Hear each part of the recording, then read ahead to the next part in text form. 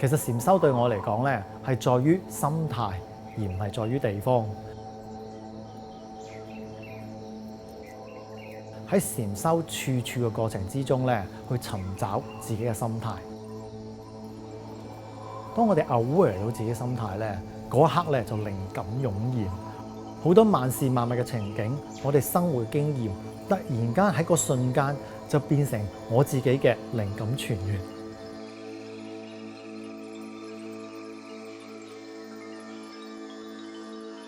我以前咧其實真係好依賴一個 physical 嘅空間，但係慢慢咧，隨住我自己嘅創作嘅內容同埋嗰個信念唔同咗之後咧，我覺得現場咧其實係 everywhere， 其實係同埋我咧係共識共存嘅。所以嗰個現場咧，其實可以咧由一個 physical 空間咧拉翻去我一個咧比較一個 spiritual 嘅空間。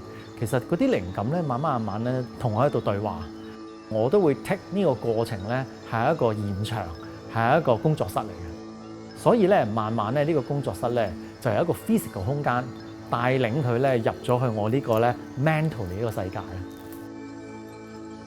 我覺得咧中國嘅文化咧源遠流長啦，但係咧有好多 unknown。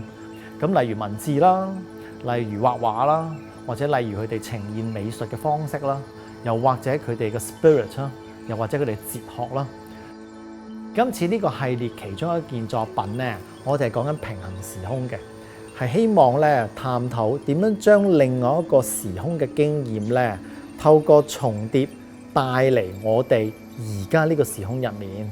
而今次我想帶一個折疊嘅空間元素放落去，透過一個物理學嘅角度咧去呈現嘅，例如速度啦、引力啦、熱力。